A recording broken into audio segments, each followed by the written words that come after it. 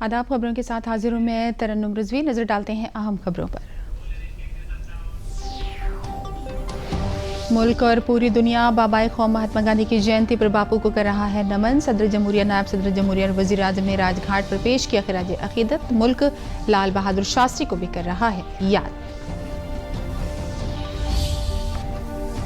RSS के काबिल फ़ख्र सफ़र के 100 बरस हुए मुकम्मल। वज़ीर आज़म नरेंद्र मोदी ने इस सफ़र को बताया हुब्बुल वतनी और मुल्क की खिदमत के मुतरादिफ। अपने लेख में पीएम ने कहा, तरक्की याफ्ता भारत में संघ का ताउन अहम।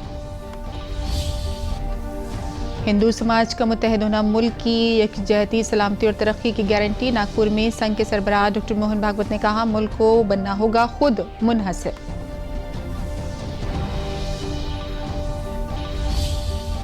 मुल्क में आज मनाया जा रहा है झूठ पर सच्चाई की जीत की अलामत का त्यौहार विजयदशमी। वज़ीर आज़म ने मुल्क के बाशिंदों को विजयदशमी की मुबारकबाद दी। सदर जमहूरिया द्रौपदी मुर्मू और वज़ीर आज़म नरेंद्र मोदी दशहरे की तकरीब में होंगे शामिल।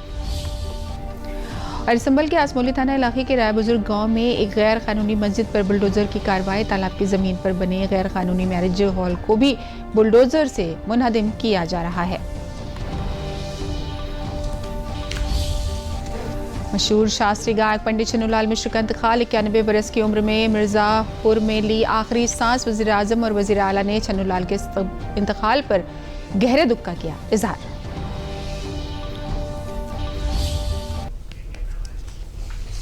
और अब खबरें तफसील से। आज पूरे मुल्क में दशहरे का पर्व रिवायती अंदाज और जोश खरोश के साथ मनाया जा रहा है। यह दिन नवरात्रि अनुष्ठान और दुर्गा पूजा के इख्तिताम और बुराई पर अच्छाई की जीत की अलामत है। सदर जमहूरिया द्रौपदी मुर्मू आज दिल्ली के माधवदास पार्क में दशहरे के जश्न में शिरकत करेंगी। वहीं वज़ीर आज़म नरेंद्र मोदी मशरक़ी दिल्ली के पटपड़गंज में शाम 6 बजे रामलीला कमेटी की जानिब से मुनक़िद रवायती रावण दहन में प्रोग्राम में हिस्सा लेंगे। ऐसा माना जाता है कि दशहरे के दिन भगवान राम ने रावण का वध करके विजय हासिल की थी और देवी दुर्गा ने नवरात्रि और 10 दिन के युद्ध के बाद महिषासुर का संहार किया था। इसके अलामत के तौर पर पूरे मुल्क में रावण दहन का प्रोग्राम रवायती अंदाज में अकीदत के साथ इख्तिताम पजीर होता है। इसके साथ ही शाम को रावण, मेघनाथ, कुंभकर्ण के पुतलों का दहन करके विजयदशमी का जश्न धूमधाम से मुकम्मल होगा।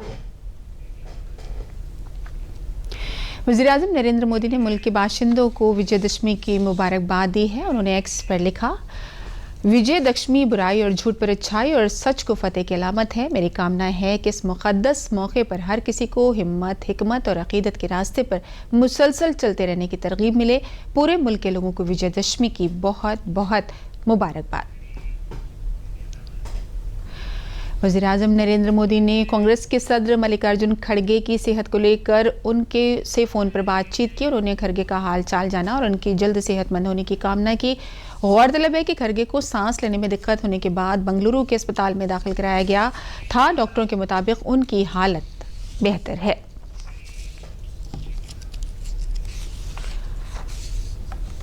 वज़ीर आज़म नरेंद्र मोदी ने सोशल मीडिया पर लिखा, खड़गे जी से बात की, उनकी सेहत के बारे में जानकारी हासिल की और उनके जल्द सेहत याब होने की नेक ख्वाहिशात पेश की। उनकी बेहतर सेहत और तवील उम्र के लिए दुआ करता हूँ। अगली खबर संघ की 7 साला तकरीब से जुड़ी है। आरएसएस के सरबराह मोहन भागवत ने संघ के 7 साला बरस और दशहरे के मौके पर खुसूसी तौर से खिताब किया। मोहन भागवत ने विजयदशमी पर स्वदेशी के इस्तेमाल पर जोर दिया।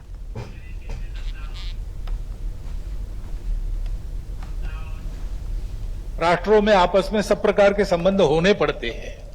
अकेला राष्ट्र अलगाव में, आइसोलेशन में जी नहीं सकता। परंतु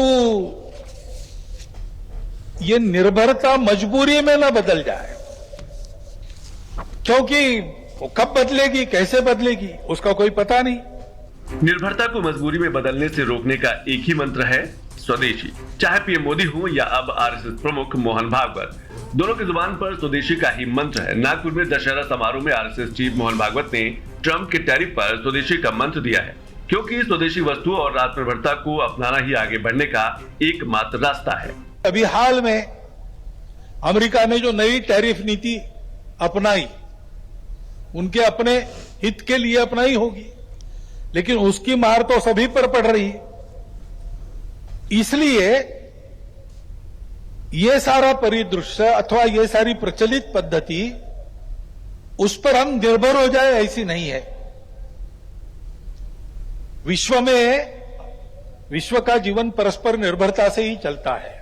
राष्ट्रों में आपस में सब प्रकार के संबंध होने पड़ते हैं। अकेला राष्ट्र अलगाव में, आइसोलेशन में जी नहीं सकता। परंतु ये निर्भरता मजबूरी में न बदल जाए, क्योंकि वो कब बदलेगी, कैसे बदलेगी, उसका कोई पता नहीं।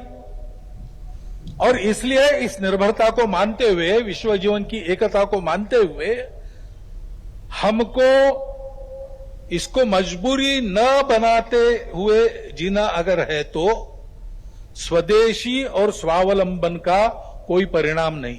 हमको आत्मनिर्भर होना पड़ेगा, स्वावलंबी जीवन जीना पड़ेगा, स्वदेशी का उपयोग करना पड़ेगा, और फिर भी अंतर्राष्ट्रीय संबंधों का सब प्रकार के, राजनयिक हो, आर्थिक हो, व्यापारिक हो, इन सबका जतन हमको करना पड़ेगा।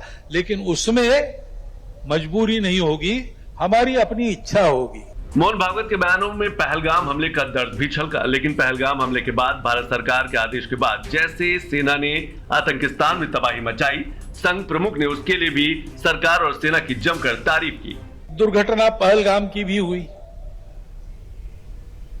हमला हुआ सीमा पार के आतंकियों के द्वारा, 26 भारतीय नागरिकों की उनका धर्म पूछकर हत्या की। लेकिन उसके चलते सारे देश में प्रचंड दुख और क्रोध की लहर पैदा हुई। पूरी तैयारी करके सरकार ने, हमारी सेना ने उसका बहुत पुरजोर उत्तर दिया। सारे प्रकरण में हमारे नेतृत्व की दृढ़ता, हमारी सेना का शौर्य, कौशल्य और समाज की एकता और दृढ़ता का एक उत्तम चित्र प्रस्थापित हुआ। और यह भी वह घटना हमको सिखा गई कि यद्यपि हम सबके प्रति मित्र भाव रखते हैं और रखेंगे, फिर भी अपने सुरक्षा के विषय में हमको अधिकाधिक सजग रहना पड़ेगा, समर्थ बनना पड़ेगा। इस घटना के बाद दुनिया में विभिन्न देशों ने अपनी अपनी जो भूमिका ली, उसमें हमारी ये भी ध्यान में आया कि हमारे मित्र कौन कौन है और कहां तक है। मरकजी वजीर दिफा राजनाथ सिंह विजयदशमी के मौके पर गुजरात के भुज पहुंचे, जहां उन्होंने असलहा पूजन किया। इस दौरान वजीर दिफा ने हिंदुस्तानी सकाफत में असलहा पूजा की अहमियत का जिक्र करते हुए बताया कि हिंदुस्तानी सकाफत में हथियार हमेशा मजहब की हिफाजत के लिए उठे हैं। रावण का वध करने के लिए प्रभु श्री राम ने शस्त्र उठाए तो देवी मां ने शस्त्र उठाकर असुरों को संहार किया।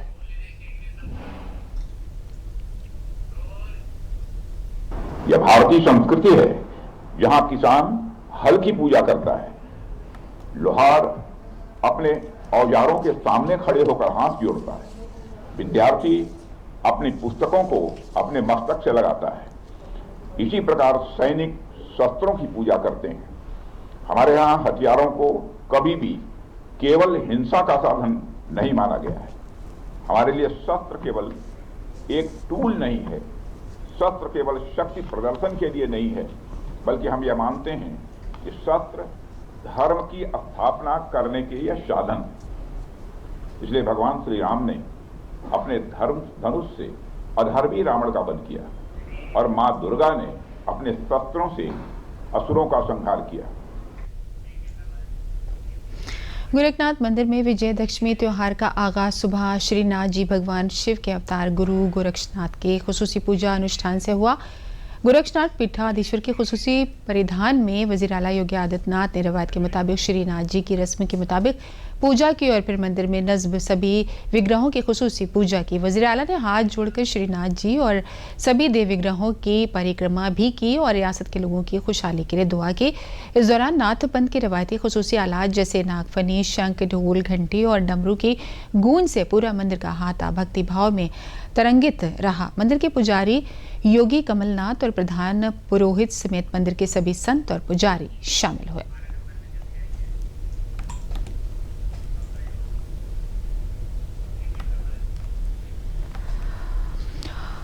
और वज़ीर आला योगी आदित्यनाथ ने सुबह महात्मा गांधी और लाल बहादुर शास्त्री को खिराज अक़ीदत पेश किया। वज़ीर आला योगी आदित्यनाथ ने महात्मा गांधी और साबिक़ वज़ीर आज़म लाल बहादुर शास्त्री को उनकी जयंती पर गुलहाए अक़ीदत पेश की। वज़ीर आला ने गांधी जयंती के मौके पर एक बड़ा ऐलान भी किया। आज 2 अक्टूबर भी है, राष्ट्रपिता महात्मा गांधी की पावन जयंती।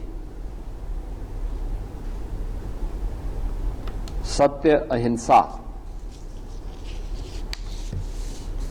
की क्या ताकत होती है। देश की आजादी के आंदोलन के दौरान महात्मा गांधी जी के नेतृत्व में चला भारत का स्वाधीनता आंदोलन इस बात की गवाही देता है। आज गांधी जयंती है, तो गांधी जी की इस पावन जयंती के अवसर पर खादी में उत्तर प्रदेश सरकार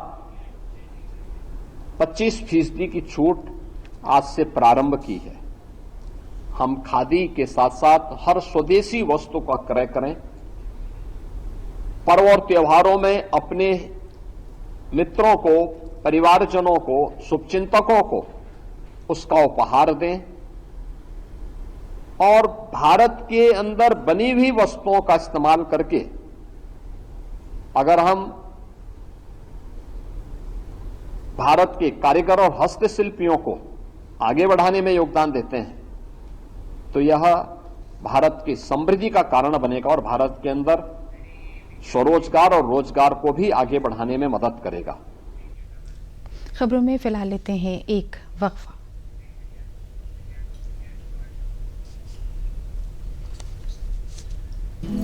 बड़ी बहू, ये तुम्हारे नाम। इतनी भी क्या जल्दी थी? अरे और छोटी, ये तुम्हारे नाम। और ये मेरी गुड़िया के नाम। पर दादी, हाँ? आपके नाम? सब कुछ मैंने बैंक, लॉकर, फिक्स डिपॉजिट सब में इन्हें ही तो नॉमिनी बनाया है। कल जब मैं ना रहूं तब पैसे मिलने में इन्हें आसानी हो। शुभ शुभ बोलो। क्या? आरबीआई कहता है जानकार बनिए, सतर्क रहिए। खबरों में एक बार फिर से आपका खैर मकदम है। वाराणसी के रामनगर वाक़े गोला घाट के पास भारत के साबिक़ वज़ीर आज़म लाल बहादुर शास्त्री का आबाई गांव है। आज महात्मा गांधी जयंती के साथ साथ उनकी भी जयंती है। इस मौके पर वहां पर काफ़ी तादाद में लोगों ने गुलाए अक़ीदत पेश करके लाल बहादुर शास्त्री और गांधी जी को खिराज अक़ीदत पेश किया। उनका मकबूल नारा जय जवान जय किसान उद्घोष भी किया। साथ ही साथ लाल बहादुर शास्त्री के कामों को याद करके लोगों ने इस बात को महसूस किया कि आज इस मुल्क को लाल बहादुर शास्त्री जैसे ईमानदार लोगों की ज़रूरत है। आज भी लाल बहादुर शास्त्री की रिहाइशगाह को देखकर लगता है कि ये एक ईमानदार वज़ीर आज़म की रिहाइशगाह है। तकरीबन 500 स्क्वायर फीट के मकान में आज भी उनके ज़रिए इस्तेमाल किए गए ख़त, कुर्सी, बर्तन वगैरह सजा कर रखे गए हैं ताकि लोगों को पता चले कि लाल बहादुर शास्त्री की ज़िंदगी कितनी सादा थी।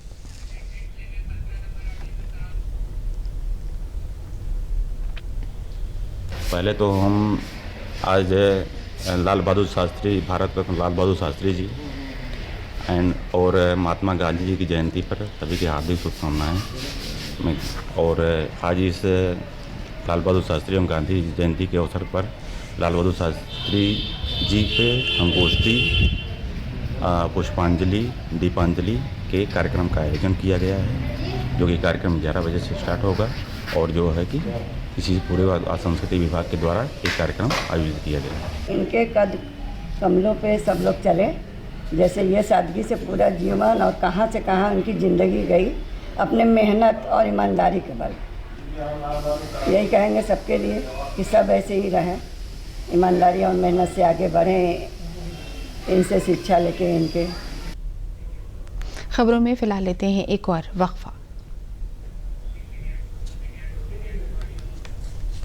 फ्रिज का ट्रे हो, गमला या हो कूलर की टंकी, मेरे यार याद से कर डालो सब साफ हर रविवार। टायर नारियल का खोल या बर्तन हो बेकार, ध्यान रखना पानी, हाँ पानी कभी इनमें न जमा हो। मच्छरदानी दोस्त लगाकर हर रात सोना, कपड़े भी हमेशा बदन पर पूरा ढक के पहनना। इन छोटी छोटी बातों का रखोगे ध्यान तो डेंगू, चिकनगुनिया, मलेरिया, दिमागी बुखार से बचेगी जान। राजस्थान के जैसलमेर में सरहदी हिफाजती फोर्स के 1055वीं आर्टिलरी रेजिमेंट ने विजयदशमी के मौके पर असलहे की पूजा की। वही आर्टिलरी बटालियन है जिसने मई में ऑपरेशन सिंदूर के दौरान दुश्मन को सबक सिखाया था। हथियारों की पूजा के साथ जवानों ने एक बार फिर से आवाज बुलंद की है कि हम दुश्मन के सभी इरादों को नाकाम करने के लिए तैयार हैं।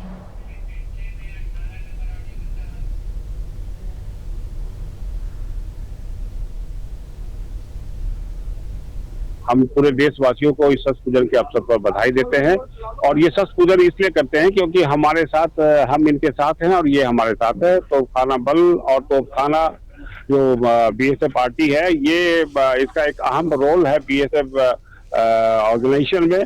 और हम इन्फेंट्री बॉर्डर पर इनके साथ ऑफ सिंदूर में भी हमने हिस्सा लिया था और काफी जोरों से हमने इसका प्रयोग करते हुए दुश्मन को उनके हर मंशा को नाकाम किया था। और अगर मौका मिलेगा तो हम फिर जाने के लिए हमेशा 24 आवर्स तैयार हैं। जैसे ही कुछ ऐसा आदेश आता है, हम बिल्कुल काफी मनोबल हमारा ऊंचा है, हम जाने के लिए तैयार हैं। हम फोर्सेज हैं तो हमारा काम ही है, क्योंकि शस्त्र के सहारे ही हमारा सारा गुजारा है। तो शस्त्र पूजन शक्ति का पूजन है, उसको हम लोग बहुत तरीके से और इफेक्टिवली सारी बीएसएफ सारी फोर्सेस करती हैं। बीएसएफ खास तौर पे करती है बिकॉज बीएसएफ का जो डे टू डे फंक्शनिंग है उसमें हथियार इन्वॉल्व है, बिकॉज आपकी जो जिस तरह के चैलेंजेस हम फेस करते हैं उसकी वजह से। बीएसएफ का एक बहुत बड़ा एडवांटेज ये है कि बीएसएफ 24 घंटे 365 दिन बॉर्डर पे रहती है और हमारा कनेक्ट बॉर्डर पॉपुलेशन से लगातार होता है। इसके अलावा अगर आप देखें तो बीएसएफ बाय एंड लार्ज आज की तारीख में सबसे अनुभवी फोर्स है। एंटी ड्रोन टेक्नोलॉजी को हैंडल करने में बीएसएफ सबसे ज्यादा इफेक्टिव और अनुभवी फोर्स है। तो इसका हमें गहरा फायदा, बड़ा फायदा हुआ ऑपरेशन सिंदूर के दौरान। रियासत में गैर कानूनी तामीर के खिलाफ योगी इंतजामिया का बुलडोजर लगातार गरज रहा है। इस बार संभल के आसमोली थाना इलाके के राय बुजुर्ग गांव में एक गैर कानूनी मैरिज लॉन पर बुलडोजर की कार्रवाई की गई। इल्जाम है कि संभल के राय बुजुर्ग गांव में तालाब की जमीन पर गैर कानूनी तरीके से एक मस्जिद और एक मैरिज लॉन बनाया गया है। फिलहाल मस्जिद को खुद मुनद्दिम करने के लिए जिला मजिस्ट्रेट राजेंद्र पैंसे की जानिब से 7 दिन का मजीद वक्त दिया गया है, लेकिन मैरिज लॉन को मुनद्दिम करने की कार्रवाई जारी है। कोई नाखुशगवार वाकया पेश न आए, इसके लिए मौके पर पुलिस फोर्स तैनात है। मस्जिद के आसपास के इलाके को छावनी में बदल दिया गया है। साथ ही राय बुजुर्ग के गाँव वालों से घर में ही रहने की अपील की गई है। ये तालाब की भूमि है, डाटा संख्या 691 के ऊपर 2310 वर्ग मीटर तालाब दर्ज है राजस्व अभिलेखों में, और उस पर मैरिज पैलेस बहुत बड़ा बना लिया गया था, तो उसी के ध्वस्तीकरण की कार्रवाई शुरू की गई है। 2310 वर्ग मीटर लैंड है, 2310 वर्ग मीटर है, उसके ऊपर मैरिज पैलेस बना प्रोसेस है, उसी को अडॉप्ट करके उससे भी वही कार्रवाई।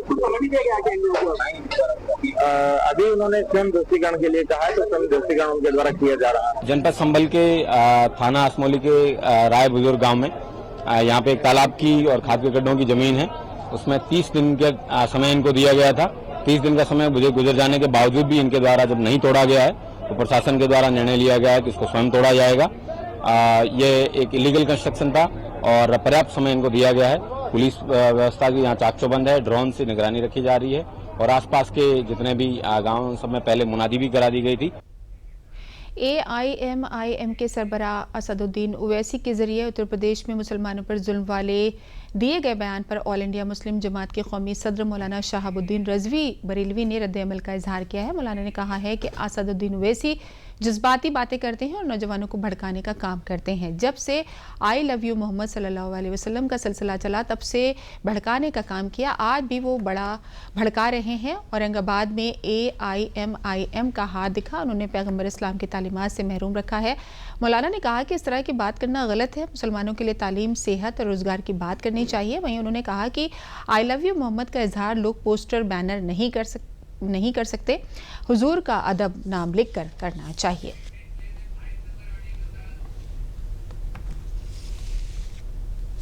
MIM के अध्यक्ष असदुद्दीन ओवैसी साहब हमेशा जज्बाती बात करते हैं, नौजवानों को भड़काने के काम करते हैं। कानपुर से आइला मोहम्मद का सिलसिला चला और पूरे देश में भड़काने का काम उन्होंने किया और आज भी वो भड़का रहे हैं। औरंगाबाद में भी MIM के ही लोगों का हाथ दिखा और जगह जगह भी MIM के लोगों का लोग नज़र आए और उन्होंने हमेशा इस तरह की बात की, जज्बाती बात की, मुसलमानों को पैगंबर इस्लाम की असल शिक्षा से दूर रहने का काम किया और अब इस तरह की बात करके और माहौल को गरमाना चाहते हैं, भड़काना चाहते हैं। तो ये सब तरीका गलत है। मुसलमानों को शिक्षा की बात करना चाहिए, एजुकेशन की बात करना चाहिए, स्वास्थ्य की, रोजगार की, कारोबार की, तालीम और तरबियत की बात करना चाहिए। विजयदशमी और जुमे की नमाज के मद्देनजर बरेली पुलिस ने पूरे शहर में पैदल गश्त किया। SP साउथ बरेली अंशिका वर्मा और सीनियर पुलिस अफसरान ने खवातीन SO टीम के साथ फ्लैग मार्च किया। SP साउथ बरेली अंशिका वर्मा ने कहा कि आज विजयदशमी का त्यौहार है, कल जुमे की नमाज है, हसास मकामात पर पुलिस तैनात की गई है।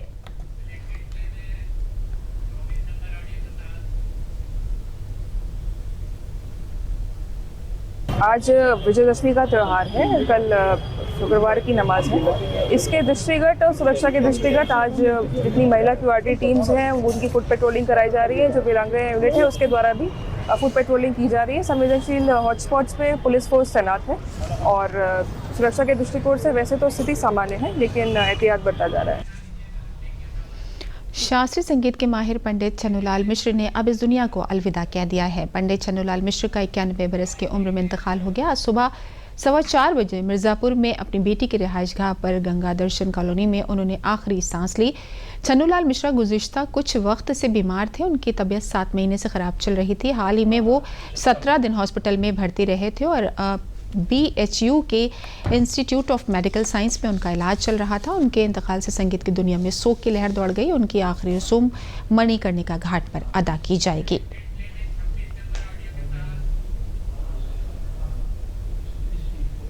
सुबह 4:15 बजे यही हमारे निवास स्थान गंगा दर्शन कॉलोनी मिर्जापुर में उन्होंने अंतिम सांसें ली हैं। उस समय से उनकी तबीयत नहीं ठीक चल रही थी। लगातार डॉक्टर्स के सुपरविजन में थे। मेडिकल कॉलेज से भी डॉक्टर्स आए हुए थे, डॉक्टर संजीव सिंह जी और उनके साथ जो उनकी टीम थी पंकज पांडे जी और करीब 15 डॉक्टर्स की टीम थी जो लगातार पिछले 2 महीने से उनकी स्वास्थ्य का ध्यान रख रहे थे। भी हर दूसरे तीसरे दिन उनका ब्लड टेस्ट होता था, सारी चीजें हो रही थी। काशी में ही होगा। अभी हम लोग 9 साढ़े 9 बजे तक मिर्जापुर से निकलेंगे और अपने छोटी गैबी वाला जो सिद्धगिरी बाग में हम लोग का निवास है वहीं पे उनको लेके रखेंगे अंतिम दर्शन के लिए काशी में। और शाम को 6-7 बजे तक राम कुमार भैया जब भी आ जाएंगे दिल्ली से तब उनका अंतिम संस्कार मणिकर्णिका घाट पे होगा। अच्छा जी, हम लोग के एक कर्णधार थे। पूरे भारतवर्ष में हरिहरपुर को एक नई पहचान देने का काम उन्होंने किया। गायकी तो सब लोग अपने घराने के करते हैं, वो भी करते थे, लेकिन उनके अंदर इतनी अच्छी कला था कि वो आपको लोक गायन सुनना है तब भी सुनाएंगे, शास्त्रीय सुनना है तब भी सुनाएंगे और उपशास्त्रीय सुनना है तब भी सुनाएंगे। तो ऐसे चारों पट के गायक में पहला वो ऐसे विश्वविख्यात गायक थे जिनको सब प्रकार की गायकी याद थी। और आज हम लोग के बीच नहीं है, बस यूँ कह सकते हैं शरीर है, प्राण निकल गया। इस तरीके से हरिहरपुर घराने में एक शोक का माहौल बना हुआ है। इस एक स्मृति के पटल में, इतिहास में, पन्नों में पड़ा रहेगा। ऐसे शख्सियत के लिए दिल से नमन। चाचा, इसी के साथ खबरें खत्म हुई। इजाजत दीजिए तरन्नुम को।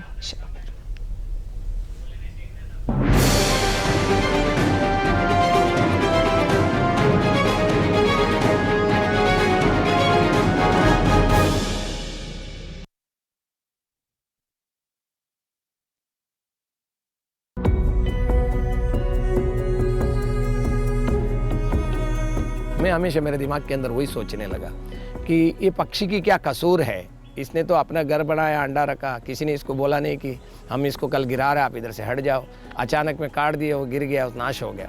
तो मैंने उस दिन उसी पक्षी को बोल करके आया कि मैं ज़रूर तुम लोग के लिए ऐसी जगह जंगल बनाऊँगा जहाँ लोग कोई डेवलपमेंट के लिए कभी तुमको काटे कि नहीं। वो मेरा जंगल का आरंभ वहाँ से हुआ है। भारत के गाँवों से ऐसी कहानियाँ जो आपको अपनी जिंदगी बेहतर तरीके से जीना सिखाएंगी, जो दुनिया को देखने का एक नया नजरिया दे जाएंगी। देखिए गांव से विद नीलेश मिश्रा, सिर्फ दूरदर्शन पर। सोमवार से शुक्रवार शाम 6 बजे डीडी नेशनल पर। यूपी की बात अलग है, भारत में नंबर 1 है, हर हाथ यहाँ काबिल है, ये हुनर का आंगन है, हर कल हैं।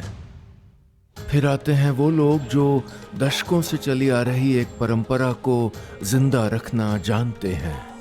ये है महाराष्ट्र का कोल्हापुर। इसे कुश्ती का पंढरी यानी कुश्ती का धाम कहते हैं। इस जगह ने जिंदा रखा है राजश्री छत्रपति शाहू महाराज का अखाड़ा, श्री शाहू विजयी गंगावेश तालीम। भारत के गांवों से ऐसी कहानियां जो आपको अपनी जिंदगी बेहतर तरीके से जीना सिखाएंगी, जो दुनिया को देखने का एक नया नजरिया दे जाएंगी। देखिए गांव से विद नीलेश मिश्रा, सिर्फ दूरदर्शन पर। सोमवार से शुक्रवार शाम 6 बजे डीडी नेशनल पर।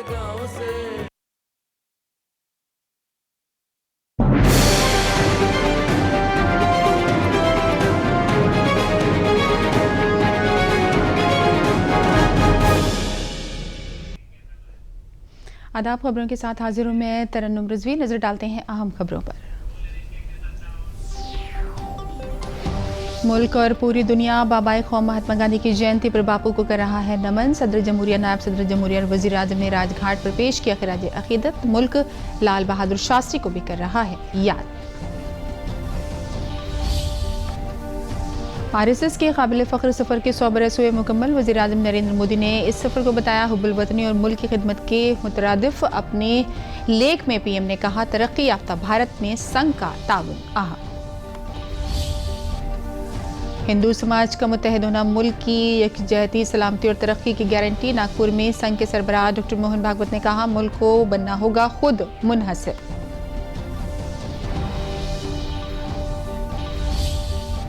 मुल्क में आज मनाया जा रहा है झूठ पर सच्चाई की जीत की अलामत का त्यौहार विजयदशमी। वज़ीर आज़म ने मुल्क के बाशिंदों को विजयदशमी की मुबारकबाद दी। सदर जमहूरिया द्रौपदी मुर्मू और वज़ीर आज़म नरेंद्र मोदी दशहरे की तकरीब में होंगे शामिल।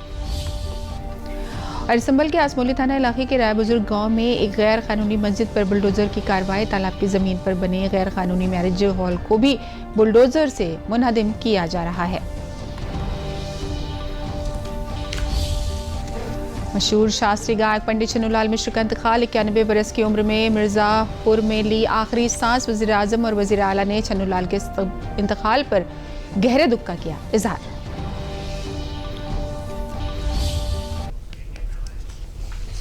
और अब खबरें तफसील से। आज पूरे मुल्क में दशहरे का पर्व रिवायती अंदाज और जोश खरोश के साथ मनाया जा रहा है। यह दिन नवरात्रि अनुष्ठान और दुर्गा पूजा के इख्तिताम और बुराई पर अच्छाई की जीत की अलामत है। सदर जमहूरिया द्रौपदी मुर्मू आज दिल्ली के माधवदास पार्क में दशहरे के जश्न में शिरकत करेंगी। वहीं वज़ीर आज़म नरेंद्र मोदी मशरक़ी दिल्ली के पटपड़गंज में शाम 6 बजे रामलीला कमेटी की जानिब से मुनक़िद रवायती रावण दहन में प्रोग्राम में हिस्सा लेंगे। ऐसा माना जाता है कि दशहरे के दिन भगवान राम ने रावण का वध करके विजय हासिल की थी और देवी दुर्गा ने नवरात्रि और 10 दिन के युद्ध के बाद महिषासुर का संहार किया था। इसके अलामत के तौर पर पूरे मुल्क में रावण दहन का प्रोग्राम रवायती अंदाज में अकीदत के साथ इख्तिताम पजीर होता है। इसके साथ ही शाम को रावण, मेघनाथ, कुंभकर्ण के पुतलों का दहन करके विजयदशमी का जश्न धूमधाम से मुकम्मल होगा।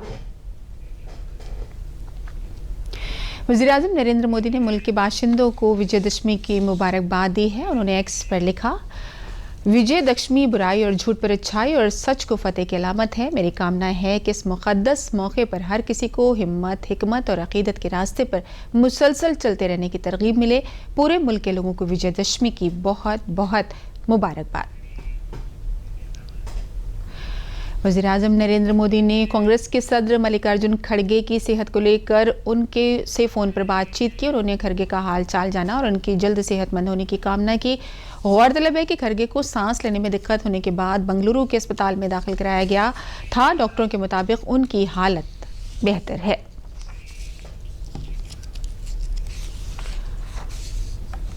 वज़ीर-ए-आज़म नरेंद्र मोदी ने सोशल मीडिया पर लिखा, खड़गे जी से बात की, उनकी सेहत के बारे में जानकारी हासिल की और उनके जल्द सेहत याब होने की नेक ख्वाहिशात पेश की। उनकी बेहतर सेहत और तवील उम्र के लिए दुआ करता हूँ। अगली खबर संघ की 7 साला तकरीब से जुड़ी है। आरएसएस के सरबराह मोहन भागवत ने संघ के 7 साला बरस और दशहरे के मौके पर खुसूसी तौर से खिताब किया। मोहन भागवत ने विजयदशमी पर स्वदेशी के इस्तेमाल पर जोर दिया।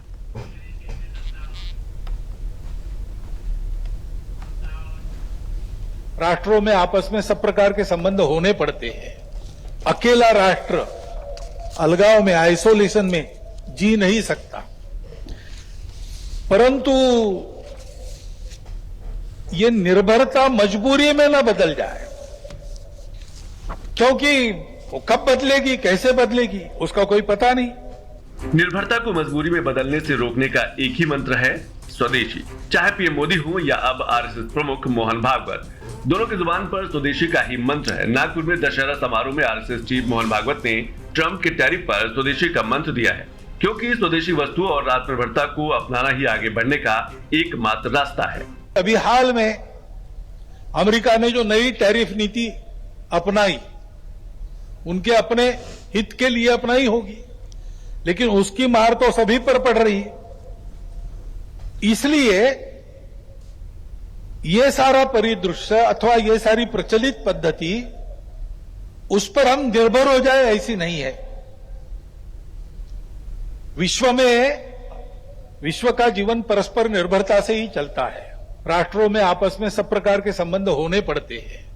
अकेला राष्ट्र अलगाव में, आइसोलेशन में जी नहीं सकता, परंतु ये निर्भरता मजबूरी में न बदल जाए, क्योंकि वो कब बदलेगी, कैसे बदलेगी, उसका कोई पता नहीं।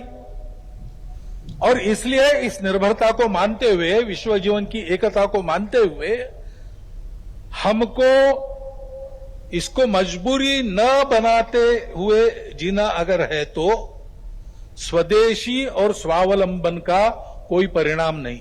हमको आत्मनिर्भर होना पड़ेगा, स्वावलंबी जीवन जीना पड़ेगा, स्वदेशी का उपयोग करना पड़ेगा, और फिर भी अंतर्राष्ट्रीय संबंधों का सब प्रकार के, राजनयिक हो, आर्थिक हो, व्यापारिक हो, इन सबका जतन हमको करना पड़ेगा। लेकिन उसमें मजबूरी नहीं होगी, हमारी अपनी इच्छा होगी। मोहन भागवत के बयानों में पहलगाम हमले का दर्द भी छलका, लेकिन पहलगाम हमले के बाद भारत सरकार के आदेश के बाद जैसे सेना ने आतंकिस्तान में तबाही मचाई, संघ प्रमुख ने उसके लिए भी सरकार और सेना की जमकर तारीफ की। दुर्घटना पहलगाम की भी हुई, हमला हुआ सीमा पार के आतंकियों के द्वारा, 26 भारतीय नागरिकों की उनका धर्म पूछकर हत्या की। लेकिन उसके चलते सारे देश में प्रचंड दुख और क्रोध की लहर पैदा हुई। पूरी तैयारी करके सरकार ने, हमारी सेना ने उसका बहुत पुरजोर उत्तर दिया। सारे प्रकरण में हमारे नेतृत्व की दृढ़ता, हमारी सेना का शौर्य, कौशल्य और समाज की एकता और दृढ़ता का एक उत्तम चित्र प्रस्थापित हुआ। और यह भी वह घटना हमको सिखा गई कि यद्यपि हम सबके प्रति मित्र भाव रखते हैं और रखेंगे, फिर भी अपने सुरक्षा के विषय में हमको अधिकाधिक सजग रहना पड़ेगा, समर्थ बनना पड़ेगा। इस घटना के बाद दुनिया में विभिन्न देशों ने अपनी अपनी जो भूमिका ली, उसमें हमारी ये भी ध्यान में आया कि हमारे मित्र कौन कौन है और कहां तक है। मरकजी वजीर दिफा राजनाथ सिंह विजयदशमी के मौके पर गुजरात के भुज पहुंचे, जहां उन्होंने असलहा पूजन किया। इस दौरान वजीर दिफा ने हिंदुस्तानी सकाफत में असलहा पूजा की अहमियत का जिक्र करते हुए बताया कि हिंदुस्तानी सकाफत में हथियार हमेशा मजहब की हिफाजत के लिए उठे हैं। रावण का वध करने के लिए प्रभु श्री राम ने शस्त्र उठाए तो देवी मां ने शस्त्र उठाकर असुरों को संहार किया।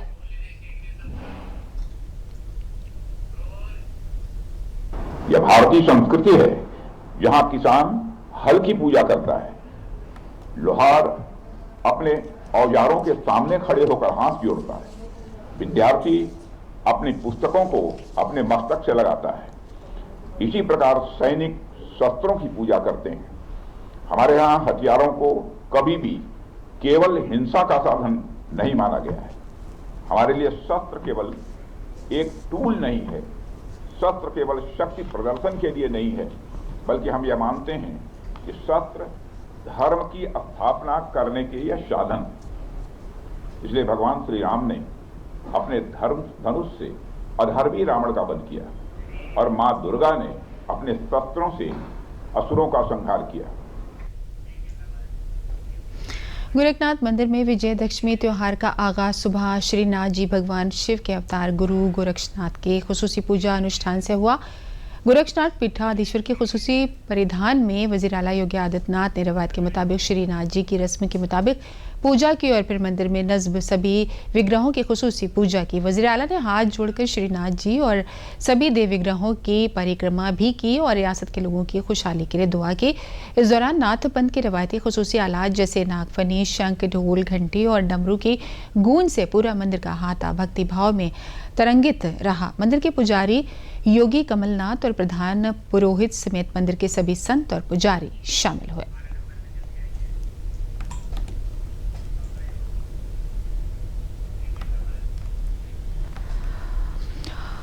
और वज़ीर आला योगी आदित्यनाथ ने सुबह महात्मा गांधी और लाल बहादुर शास्त्री को खिराज अकीदत पेश किया। वज़ीर आला योगी आदित्यनाथ ने महात्मा गांधी और साबिक़ वज़ीर आज़म लाल बहादुर शास्त्री को उनकी जयंती पर गुलहाए अकीदत पेश की। वज़ीर आला ने गांधी जयंती के मौके पर एक बड़ा ऐलान भी किया। आज 2 अक्टूबर भी है, राष्ट्रपिता महात्मा गांधी की पावन जयंती। सत्य अहिंसा की क्या ताकत होती है। देश की आजादी के आंदोलन के दौरान महात्मा गांधी जी के नेतृत्व में चला भारत का स्वाधीनता आंदोलन इस बात की गवाही देता है। आज गांधी जयंती है, तो गांधी जी की इस पावन जयंती के अवसर पर खादी में उत्तर प्रदेश सरकार 25% की छूट आज से प्रारंभ की है। हम खादी के साथ साथ हर स्वदेशी वस्तु का क्रय करें। पर्व और त्योहारों में अपने मित्रों को, परिवारजनों को, शुभचिंतकों को उसका उपहार दें और भारत के अंदर बनी हुई वस्तुओं का इस्तेमाल करके अगर हम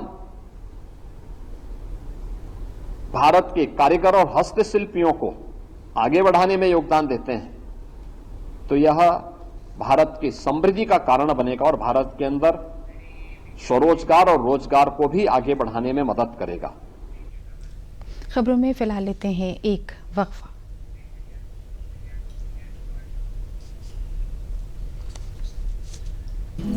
बड़ी बहू, ये तुम्हारे नाम। इतनी भी क्या जल्दी थी? अरे और छोटी, ये तुम्हारे नाम। और ये मेरी गुड़िया के नाम। पर दादी, आपके नाम? सब कुछ मैंने बैंक, लॉकर, फिक्स डिपॉजिट सब में इन्हें ही तो नॉमिनी बनाया है। कल जब मैं ना रहूं तब पैसे मिलने में इन्हें आसानी हो। शुभ शुभ बोलो। क्या?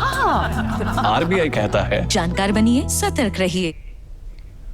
खबरों में एक बार फिर से आपका खैर मकदम है। वाराणसी के रामनगर वाक़े गोला घाट के पास भारत के साबिक़ वज़ीर आज़म लाल बहादुर शास्त्री का आबाई गांव है। आज महात्मा गांधी जयंती के साथ साथ उनकी भी जयंती है। इस मौके पर वहां पर काफ़ी तादाद में लोगों ने गुलाए अकीदत पेश करके लाल बहादुर शास्त्री और गांधी जी को खिराज अकीदत पेश किया। उनका मकबूल नारा जय जवान जय किसान उद्घोष भी किया। साथ ही साथ लाल बहादुर शास्त्री के कामों को याद करके लोगों ने इस बात को महसूस किया कि आज इस मुल्क को लाल बहादुर शास्त्री जैसे ईमानदार लोगों की ज़रूरत है। आज भी लाल बहादुर शास्त्री की रिहाइशगाह को देख कर लगता है कि ये एक ईमानदार वज़ीर आज़म की रिहाइशगाह है। तकरीबन 500 स्क्वायर फीट के मकान में आज भी उनके ज़रिए इस्तेमाल किए गए ख़त, कुर्सी, बर्तन वगैरह सजा कर रखे गए हैं ताकि लोगों को पता चले कि लाल बहादुर शास्त्री की ज़िंदगी कितनी सादा थी।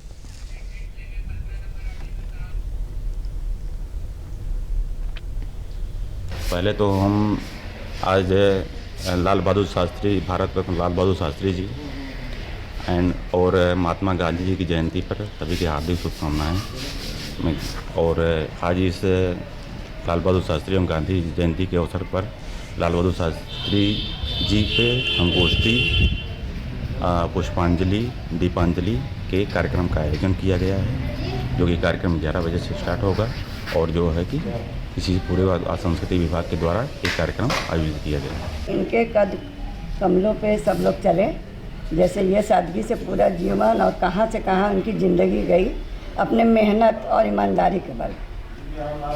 यही कहेंगे सबके लिए कि सब ऐसे ही रहें, ईमानदारी और मेहनत से आगे बढ़ें, इनसे शिक्षा लेके इनके।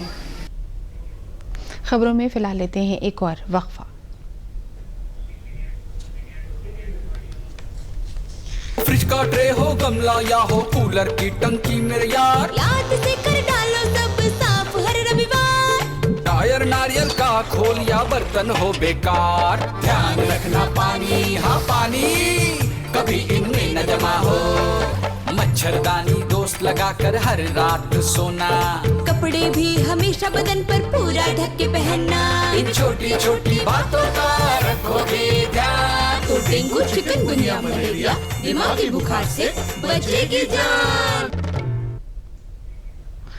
राजस्थान के जैसलमेर में सरहदी हिफाजती फोर्स के 1055वीं आर्टिलरी रेजिमेंट ने विजयदशमी के मौके पर असलहे की पूजा की। वही आर्टिलरी बटालियन है जिसने मई में ऑपरेशन सिंदूर के दौरान दुश्मन को सबक सिखाया था। हथियारों की पूजा के साथ जवानों ने एक बार फिर से आवाज बुलंद की है कि हम दुश्मन के सभी इरादों को नाकाम करने के लिए तैयार हैं।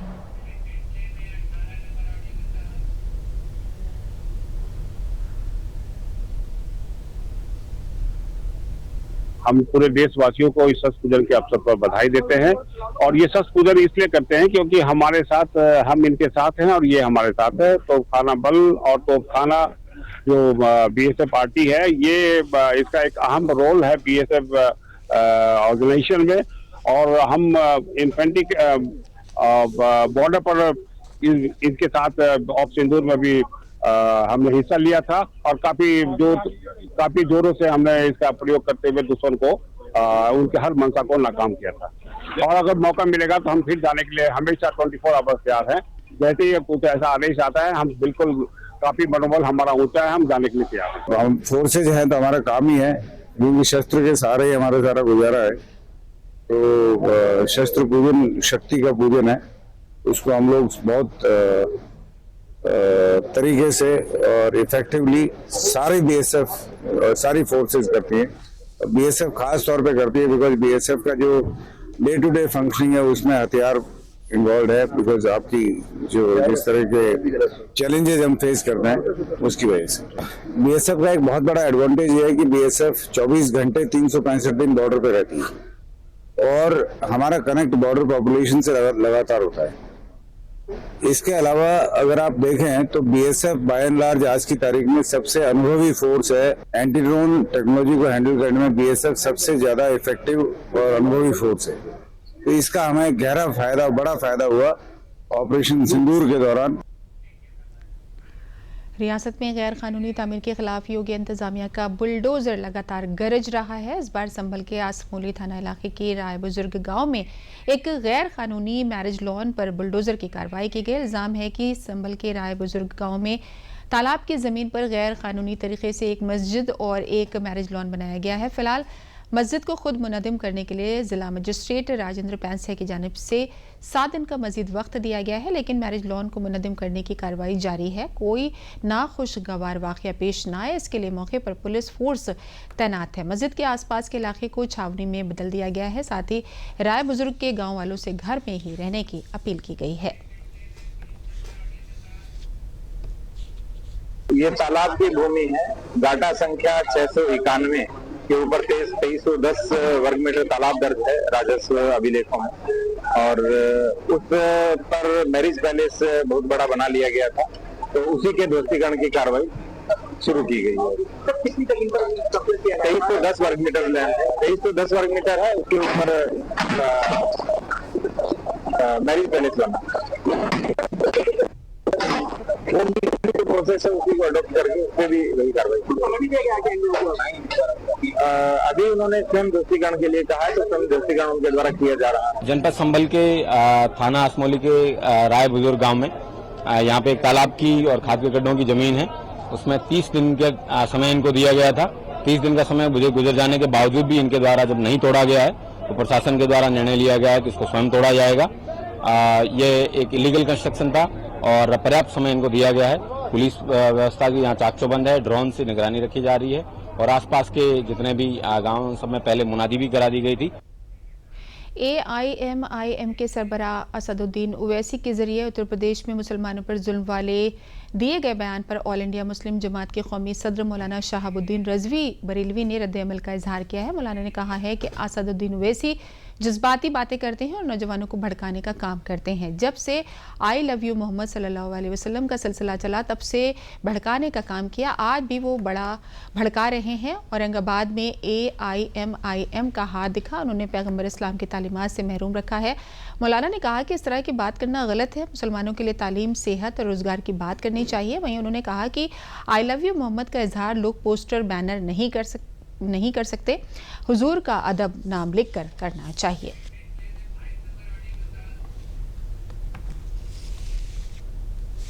MIM के अध्यक्ष असदुद्दीन ओवैसी साहब हमेशा जज्बाती बात करते हैं, नौजवानों को भड़काने के काम करते हैं। कानपुर से आई लव मोहम्मद का सिलसिला चला और पूरे देश में भड़काने का काम उन्होंने किया और आज भी वो भड़का रहे हैं। औरंगाबाद में भी MIM के ही लोगों का हाथ दिखा और जगह जगह भी MIM के लोगों का लोग नज़र आए और उन्होंने हमेशा इस तरह की बात की, जज्बाती बात की, मुसलमानों को पैगम्बर इस्लाम की असल शिक्षा से दूर रहने का काम किया और अब इस तरह की बात करके और माहौल को गरमाना चाहते हैं, भड़काना चाहते हैं। तो ये सब तरीका गलत है। मुसलमानों को शिक्षा की बात करना चाहिए, एजुकेशन की बात करना चाहिए, स्वास्थ्य की, रोजगार की, कारोबार की, तालीम और तरबियत की बात करना चाहिए। विजयदशमी और जुमे की नमाज के मद्देनजर बरेली पुलिस ने पूरे शहर में पैदल गश्त किया। SP साउथ बरेली अंशिका वर्मा और सीनियर पुलिस अफसरान ने खवातीन SO टीम के साथ फ्लैग मार्च किया। SP साउथ बरेली अंशिका वर्मा ने कहा कि आज विजयदशमी का त्यौहार है, कल जुमे की नमाज है, हसास मकामात पर पुलिस तैनात की गई है।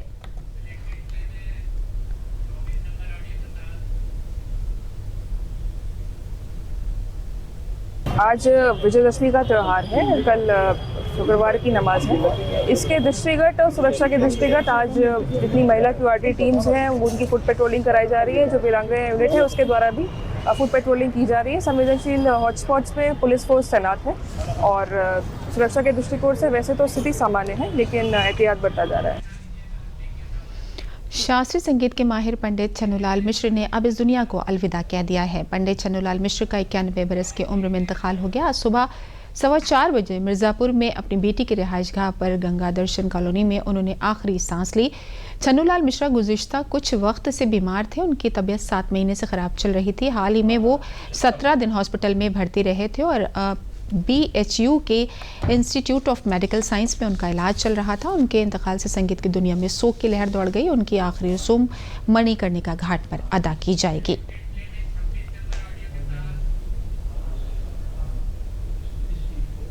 सुबह 4:15 बजे यही हमारे निवास स्थान गंगा दर्शन कॉलोनी मिर्जापुर में उन्होंने अंतिम सांसें ली हैं। उस समय से उनकी तबीयत नहीं ठीक चल रही थी, लगातार डॉक्टर्स के सुपरविजन में थे। मेडिकल कॉलेज से भी डॉक्टर्स आए हुए थे, डॉक्टर संजीव सिंह जी और उनके साथ जो उनकी टीम थी पंकज पांडे जी और करीब 15 डॉक्टर्स की टीम थी जो लगातार पिछले 2 महीने से उनकी स्वास्थ्य का ध्यान रख रहे थे। भी हर दूसरे तीसरे दिन उनका ब्लड टेस्ट होता था, सारी चीजें हो रही थी। काशी में ही होगा। अभी हम लोग 9 साढ़े 9 बजे तक मिर्जापुर से निकलेंगे और अपने छोटी गैबी वाला जो सिद्धगिरी बाग में हम लोग का निवास है वहीं पे उनको लेके रखेंगे अंतिम दर्शन के लिए काशी में। और शाम को 6-7 बजे तक राम कुमार भैया जब भी आ जाएंगे दिल्ली से तब उनका अंतिम संस्कार मणिकर्णिका घाट पे होगा। अच्छा जी, हम लोग के एक कर्णधार थे। पूरे भारतवर्ष में हरिहरपुर को एक नई पहचान देने का काम उन्होंने किया। गायकी तो सब लोग अपने घराने के करते हैं, वो भी करते थे, लेकिन उनके अंदर इतनी अच्छी कला था कि वो आपको लोक गायन सुनना है तब भी सुनाएंगे, शास्त्रीय सुनना है तब भी सुनाएंगे और उपशास्त्रीय सुनना है तब भी सुनाएंगे। तो ऐसे चारों पट के गायक में पहला वो ऐसे विश्वविख्यात गायक थे जिनको सब प्रकार की गायकी याद थी। और आज हम लोग के बीच नहीं है, बस यूँ कह सकते हैं शरीर है, प्राण निकल गया। इस तरीके से हरिहरपुर घराने में एक शोक का माहौल बना हुआ है। इस एक स्मृति के पटल में, इतिहास में, पन्नों में पड़ा रहेगा। ऐसे शख्सियत के लिए दिल से नमन। इसी के साथ खबरें खत्म हुई। इजाजत दीजिए तरन्नुम को।